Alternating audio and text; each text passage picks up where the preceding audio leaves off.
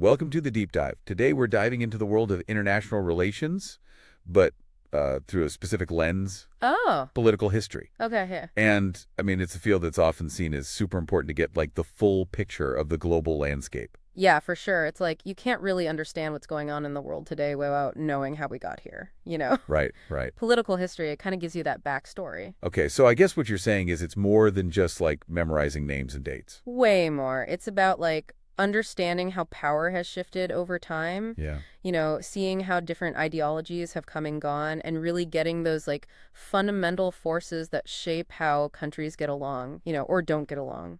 So why do certain countries are always, like, allies? Exactly, yeah, and why some conflicts just keep popping up again and again through history. It sounds like you're saying that without that historical context, we're missing something, right? Big time. Like, think about the relationship between the US and Russia. Oh, yeah, that's a big one.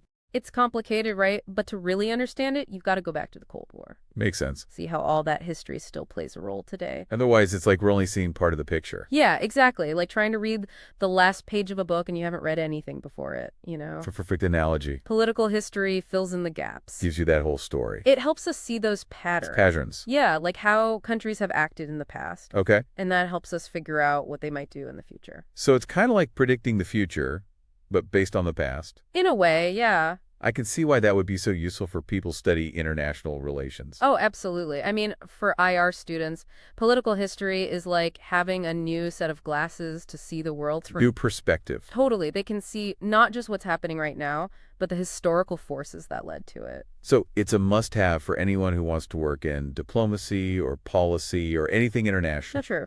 Can you talk more about those benefits for IR students? Like, what's in it for them? Okay, so first off, political history makes you a sharper thinker. Oh, Like okay. a critical thinker. Yeah. It trains you to analyze situations, figure out who the key players are, Right. see how decisions in the past affect what's happening now. So those are all super important skills for anyone dealing with global issues, right? Exactly. And it helps you think strategically. Like Like a chess game. yeah, exactly. You learn to anticipate what might happen based on what's happened before. Okay, that's cool. And we can't forget about culture. Oh, right. Understanding other cultures is so important in international relations. Makes sense. And history shows us how national identities and cultural norms developed. Okay. That's really useful for things like diplomacy and resolving conflicts. Because you need to understand where people are coming from, right? Like their background. Exactly. And history shows us how national identities and cultural norms developed. Yeah. That's really useful for things like diplomacy and resolving conflicts. Because you need to understand where people are coming from, right? Like their background. Exactly. It's all about recognizing those deep-seated values and perspectives that drive a nation. Okay, so history helps us understand that. Yes, and then there's the whole thing about how political history informs policy decisions. Oh, right. Like how does knowing about the past help us make decisions today? Well, policymakers often look to historical precedents, They see what works before. or what didn't work. Oh, right, so they don't make the same mistakes. Exactly. They study past successes and failures in things like diplomacy, conflict resolution, Yeah. economic policy, all that. So they can get an idea of what might work in the current situation. Yeah, and avoid potential pitfalls. So if we're talking about specific periods in history, I think the 20th century really stands out in terms of international relations, right? Oh, absolutely. The 20th century was a game changer. What made it so pivotal? Well, for one thing, you had this crazy acceleration of globalization. Globalization, like the world becoming more interconnected. Exactly. And it's still shaping our world today. All these advances in technology, transportation, communication, it all just brought countries closer than ever before, Right. created more collaboration, but also more competition. On a global scale. Yeah, exactly. It's like the world suddenly got smaller, and all these different cultures and ideologies were suddenly face to face. So that probably led to some clashes. Oh, for sure. The 20th century was full of ideological battles. What kind of battles? Well, you had the rise and fall of communism, fascism, liberal democracy, all these different ideas about how society should be run. Wow, those are some pretty big ideas. Huge. And those battles played out on a global stage. They Yeah. fueled conflicts and changed political systems all over the world. I mean, you can't forget about the two world wars. Right. They were massive turning points. How did those wars impact the international system?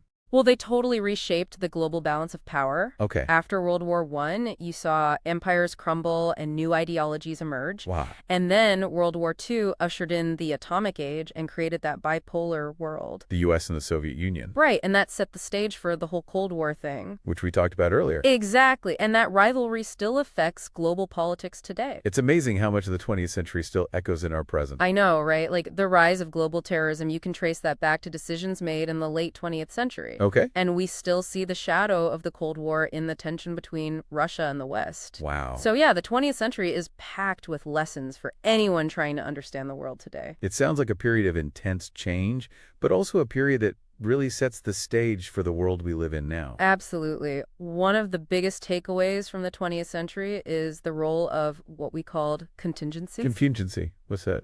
It's basically the idea that unpredictable events, like assassinations or natural disasters, can have a huge impact on history. Oh, wow. So it's like, even though we can learn from the past, we can't always predict the future. Exactly. Things can change in a heartbeat. Interesting. So while there are patterns in history, there's also a lot of room for the unexpected. I guess that's what makes it so fascinating, right? Totally. You never know what's going to happen next. Okay, so we've established that political history is crucial for understanding international relations, but how do we even begin to tackle such a massive subject? Yeah, it can feel overwhelming, that's for sure. Like, where do you even start? Right. I mean, there's so much information out there. It's like a giant puzzle with a million pieces. That's a good way to put it. But don't worry, there are approaches and methodologies that can help us navigate this vast landscape. Oh, good. Can you give us an example? Like, what's one way to approach political history? Sure. One common approach is chronological analysis. Chronological analysis, so like putting things in order.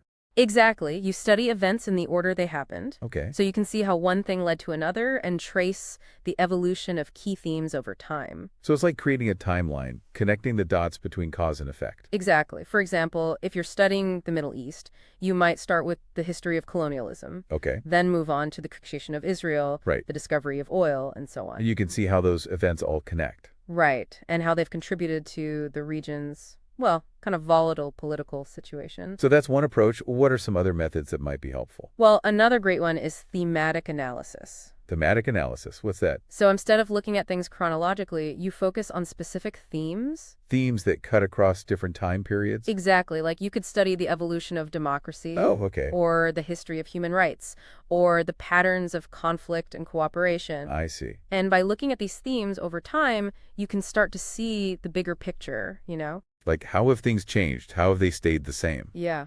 And why? So a thematic approach could help us answer questions like, how has the concept of sovereignty evolved over time? Exactly. Or what factors have historically contributed to the outbreak of war? Right, right. So that's chronological and thematic. Any other approaches we should know about? Yeah, there's also the comparative approach. Comparative. We could compare. Well, you can compare different historical periods. Okay. Or different regions or different political systems. To see what they have in common and what makes them different. Exactly. Like you could compare the rise of fascism in Germany and Italy. Okay. Or look at how different countries dealt with globalization. I could see how that would be really helpful in challenging our assumptions and avoiding simple explanations for complex historical events. Absolutely. It forces you to dig deeper and see the nuances. It's about recognizing that history is multifaceted and complex, not a straight line from point A to point B. Right. For instance, if you compare decolonization movements in Africa and Asia, you'll see that there was no one-size-fits-all path to independence. Each case was unique. Exactly. And each was shaped by local factors. So it's important to avoid imposing a single narrative on all these different historical experiences. Absolutely. It's about respecting the complexity of history. Okay, so as we're delving into these different approaches, what kind of sources should we be looking at? Well, you've got two main types. Primary sources and secondary sources. Primary sources, those are like first-hand accounts, right? Exactly. Stuff like letters, diary, government documents, speeches, even art and literature. Wow, so it's like going straight to the source. Yeah. You get to hear the voices and perspectives of people who actually lived through those events. That's so cool. It is. And then you have secondary sources. Okay, what are those? Those are analyses and interpretations of historical events written by historians and scholars. Oh, okay, So they cool. provide context, offer different perspectives, and help you piece together the bigger picture. So it's like getting a guided tour of the past, In a way, yeah. but it's still important to go back to those primary sources, right? Oh, absolutely. It's about striking a balance between immersing yourself in the raw data of the past. And engaging with the scholarly debates that shape our understanding of those events? Exactly. It's a dynamic process, and it's important to remember that history is not a fixed objective truth. Right, it's more like an ongoing conversation. Yeah, it's constantly being reevaluated and reinterpreted as new evidence emerges. And as new perspectives are brought to light. Exactly. So we need to be open to challenging our own assumptions. And recognizing that our understanding of the past is always evolving. Precisely. And when you're formulating your own analogies, it's crucial to back up your claims with evidence. Evidence from your research. Exactly. You have to be clear about your reasoning. And be ready to discuss your ideas with others who might have different viewpoints. Right. It's all about developing those critical thinking skills, building your arguments, and communicating effectively. So it's not just about knowing the facts, it's about knowing how to think about them. Exactly. And that requires us to think beyond disciplinary boundaries. What do you mean? Well, political history is enriched by insights from other fields like economics, sociology, anthropology. I see. Economics can help us understand how trade and finance have shaped international relations. Okay. Sociology can shed light on the impact of social movements and cultural norms on political change. And anthropology can give us insights into the values and beliefs that underpin political systems. Exactly. So it's not just about looking at history through one lens. It's about recognizing that history is interconnected with all these other factors. Right. It's a complex web of influences that have shaped the world we live in today. That makes sense. So by bringing together these different perspectives, we can get a more nuanced and complete understanding of the past and its impact on the present. And that's especially important in international relations, where understanding all these different forces is key for effective policymaking and diplomacy. Absolutely. It's not enough to just memorize facts and dates. You need to be able to analyze them, connect them to broader trends, and apply those lessons to the challenges we face today. Exactly. And for those of you interested in careers in international relations, remember that struggling political history isn't just an academic exercise. It's about gaining the knowledge and skills to navigate the complexities of our world. Right, and to anticipate challenges and contribute to building a more peaceful and just future. That's a great point. Political history empowers us to make a difference. And it all starts with understanding the past. Exactly. The past is our guide to the future. Well said. So let's keep exploring it together. Sounds good to me. All right, let's dive in. I'm ready. Me too. Let's do it. Awesome. So we've talked about how important political history is, especially for folks in international relations. Yeah, absolutely. But where do we even begin with all this history? Right. You can be a lot. It's kind of overwhelming, to be honest. I get it. It's a huge subject. Seriously, where do you even start? Well, the good news is there are ways to approach it, you know? Oh, good. There are methods and strategies to help us break it down and make sense of it all. Okay, that makes me feel better. Yeah, don't worry. We'll figure it out together. So can you give us an example? What's one way to approach political history that isn't so overwhelming? Okay, so one common approach is called chronological analysis. Chronological, that sounds fancy. It's not that complicated, really. Okay, so what is it? It basically means studying events in the order they happened, like creating a timeline. Oh, okay, so putting things in order. Exactly. You start at the beginning and work your way forward. That makes sense. Yeah, it helps you see how one event led to another. Okay, so cause and effect. Yeah, exactly. One thing leads to the next, and you can trace how key themes developed over time. So it's like connecting the dots, seeing the whole story unfold. Exactly. Let's say you're studying the Middle East. You might start by looking at the history of colonialism in the region. Right, how those countries were under European control. Yeah, then you might move on to the creation of Israel. Okay, and how that changed things. Exactly. And then you could look at the discovery of oil and its impact. Wow, so you can really see how each event shapes what comes next. Exactly, and how they all contribute to the complex situation in the Middle East today. That's really helpful. Thanks for breaking that down. No problem. Glad to help. So we talked about chronological analysis. What are some other methods that might be useful for studying political history? Okay, so another really helpful one is thematic analysis. Thematic analysis, what's that all about? So instead of focusing on a strict timeline, you pick a specific theme or idea and follow it across different periods. Okay, so you're not limited to a particular time period. Right. You might look at the evolution of democracy across centuries. Oh, that's interesting. Or you could trace the history of human rights. Yeah, seeing how those ideas developed and changed. Exactly. Or you could even analyze the patterns of conflict and cooperation between nations. So you're looking for recurring themes or trends. Yeah, exactly. And by examining these themes across different periods, you can gain a deeper understanding of how they've shaped the world. I see. It's like looking for the big picture, the underlying forces that drive events. That's a great way to put it. So a thematic approach could help us answer questions like, how has the concept of sovereignty changed over time? Exactly. Or you could ask, what are the common factors that lead to war? Right, those are big questions. They are, but thematic analysis can help us tackle them in a meaningful way. Okay, so we've got chronological and thematic analysis.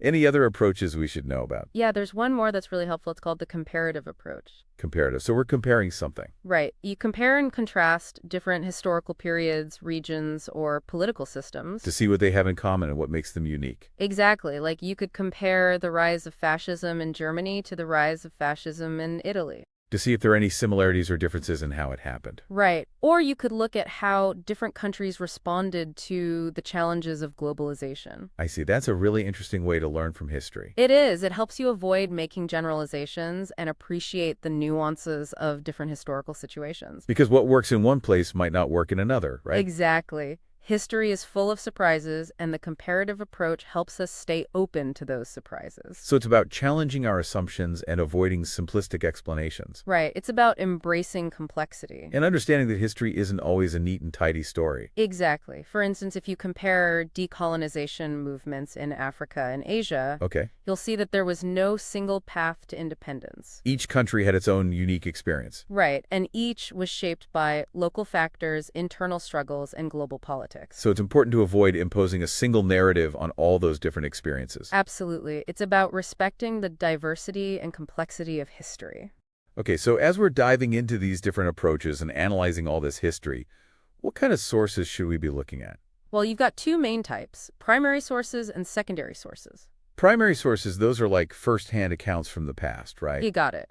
Things like letters, diaries, government documents, speeches, you name it. Wow, even art and literature can be primary sources. Absolutely. Anything created during the time period you're studying can offer valuable insights. That's so cool. It's like getting a glimpse into the past through the eyes of the people who lived it. Exactly. You can hear their voices, understand their perspectives, and connect with their experiences. It's like time travel. In a way it is. And then you have secondary sources, which are just as important. Okay, what are those? Secondary sources are analyses and interpretations of historical events written by historians and scholars. Oh, so they're like experts on the subject. Exactly. They've done the research, studied the primary sources, and offered their own insights and perspectives. So they can help us understand the bigger picture. Right. They provide context, offer different viewpoints, and help you piece together the puzzle of history. It's like having a guide to help you navigate the past. In a way, yeah, they can help make sense of it all. But it's still important to go back to those primary sources, right?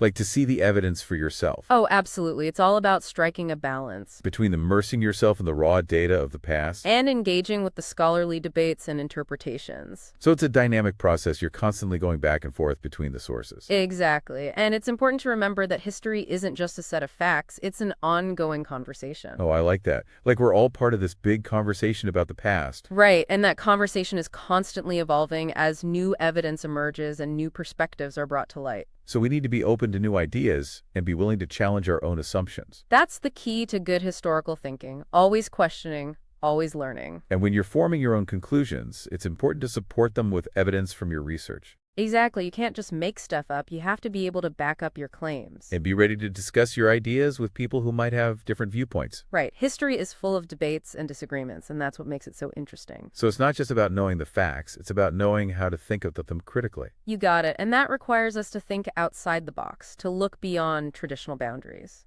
What do you mean by that? Well, political history can be enriched by insights from other fields like economics, sociology, anthropology. Also, it's not just about politics. Right. It's about understanding how politics interacts with all these other aspects of human experience. That makes a lot of sense. Like economics can help us understand how trade and finance have shaped international relations. Okay, so economic factors play a role in politics. Big time. And sociology can shed light on the impact of social movements and cultural norms on political change. So how people think and behave affects politics. Absolutely. And then you have anthropology, which can give us a deeper understanding of the values and beliefs that underpin political systems. So it's like looking at the roots of political culture. Exactly. So you see, it's not just about looking at history through one lens. It's about bringing together all these different perspectives. Right, recognizing that history is interconnected with all these other aspects of human life. Wow, that's a lot to consider, but it sounds really fascinating. It is, and it makes history much more dynamic and engaging. So by combining these different approaches and perspectives,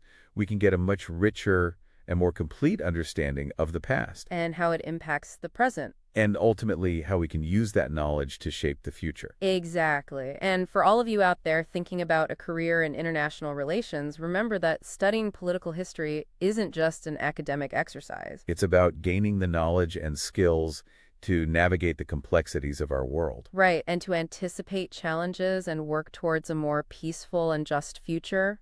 That's a powerful message.